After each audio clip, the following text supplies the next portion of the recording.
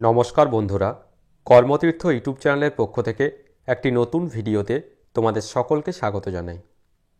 তোমরা থাম্বনেল দেখে বুঝতেই পেরেছো, আজকে আমরা যে রিক্রুটমেন্টে নিয়ে আলোচনা করব, ইসরো অর্থাৎ ইন্ডিয়ান স্পেস রিসার্চ অর্গানাইজেশনের পক্ষ থেকে বিভিন্ন গ্রুপ সি পোস্টে নিয়োগের জন্য অফিসিয়াল নোটিশটি প্রকাশিত হয়েছে। এখানে টোটাল ভ্যাকান্সি রয়েছে দেখো 224টি এবং মাধ্যমিক, উচ্চ মাধ্যমিক, আইটিআই, ডিপ্লোমা, গ্র্যাজুয়েট বিভিন্ন যোগ্যতায় বিভিন্ন পোস্টের জন্য এই নিয়োগের যে নোটিফিকেশন সেটি প্রকাশ করেছে ইন্ডিয়ান স্পেস রিসার্চ অর্গানাইজেশন। তো নোটিফিকেশনে যাওয়ার আগে তোমাদের কাছে রিকোয়েস্ট, যারা এখনও পর্যন্ত আমাদের এই কর্মতীর্থ ইউটিউব চ্যানেলটিকে সাবস্ক্রাইব করনি তারা অবশ্যই চ্যানেলটিকে সাবস্ক্রাইব করে পাশে থাকা বেল বাটনটিকে প্রেস করে দাও, যাতে সমস্ত ধরনের নিত্য নতুন চাকরি সংক্রান্ত আপডেটসগুলো সবার আগে তোমাদের কাছে পৌঁছে যায়। অন স্ক্রিনে তোমরা দেখতেই পাচ্ছ আমি যে নির্দিষ্ট ওয়েবসাইটটিতে রয়েছি, isro.gov.in যে কেরিয়ার সেকশন, সেখানে আমরা রয়েছি। তো সেখানে প্রথমেই দেখো নোটিফিকেশনটা শো করছে, কি বলা হচ্ছে দেখো, advertisement number URSC 1/2024, the date of opening or receipt of online application and closing date of receipt of online application will be published on 10ই February 2024 in respect of advertisement number URSC 1/2024 dated 27/1/2024 published in employment news or রোজগার সমাচার। অর্থাৎ এই নিয়োগের যে বিস্তারিত বিজ্ঞপ্তি বা এর যে অ্যাপ্লিকেশন প্রক্রিয়া সেটি আগামী 10 ফেব্রুয়ারি 2024 প্রকাশ করতে চলেছে ইসরো। তবে তার আগে এমপ্লয়মেন্ট নিউজে গত 27 জানুয়ারি 2024 এর যে শর্ট নোটিফিকেশন সেটি প্রকাশিত হয়েছিল। তো সেই শর্ট নোটিফিকেশনটি তোমরা দেখতে পাচ্ছ, যেটি government of India, department of speech, Indian space research অর্গানাইজেশনের পক্ষ থেকে পাবলিশ করা হয়েছে গত 27 জানুয়ারি 2024। এখানে দেখো বিভিন্ন পোস্টে নিয়োগটি করা হবে। প্রথমে আমরা আসছি দেখো scientist or engineer, post code রয়েছে 001 and 002। টোটাল ভ্যাকান্সি ক্ষেত্রে রয়েছে দেখো 3টি। কোয়ালিফিকেশন কি চাওয়া হয়েছে দেখো, মাস্টার অফ ইঞ্জিনিয়ারিং অথবা মাস্টার অফ টেকনিশিয়ান অথবা MSc engineering or equivalent in relevant disciplines with an aggregate minimum of 60% of CGPA or CPI, grading of 6.5 on a 10-point scale with free eligibility of BE or BTech or equivalent qualification। অর্থাৎ এখানে যেটি বলা হচ্ছে দেখো, masters of ইঞ্জিনিয়ারিংয়ে MTech থাকতে হবে এবং সেখানে 60% নম্বর যদি থাকে তাহলে অবশ্যই এখানে আবেদন করা যাবে। এখানে দেখো এজ লিমিট রয়েছে 16/2/2024 হিসাব অনুযায়ী ন্যূনতম 18 বছর বয়স হতে হবে, ম্যাক্সিমাম 30 বছর বয়স পর্যন্ত এখানে আবেদন করা যাবে।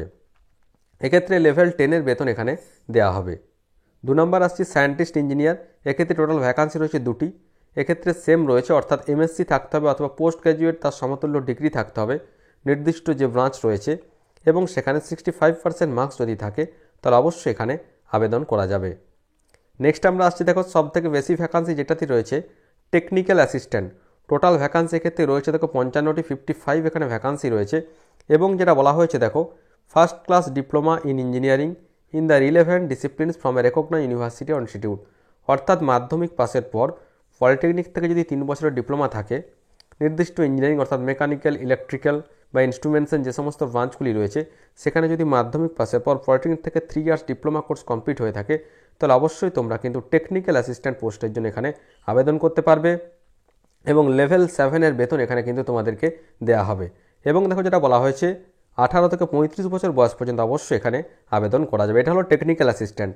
নেক্সট আমরা আসছি সায়েন্টিফিক অ্যাসিস্ট্যান্ট, এক্ষেত্রে 6টি ভ্যাকান্সি রয়েছে। এক্ষেত্রে কি বলা হচ্ছে, BSc গ্র্যাজুয়েট হতে হবে, অর্থাৎ সায়েন্স নিয়ে স্নাতক বা গ্র্যাজুয়েশন কমপ্লিট হয়ে থাকলে অবশ্যই সায়েন্টিফিক অ্যাসিস্ট্যান্ট পোস্টের জন্য আবেদন করা যাবে।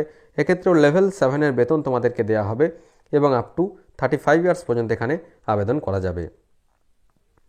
পরবর্তীতে আসছি লাইব্রেরি অ্যাসিস্ট্যান্ট, ভ্যাকান্সি 1টি রয়েছে।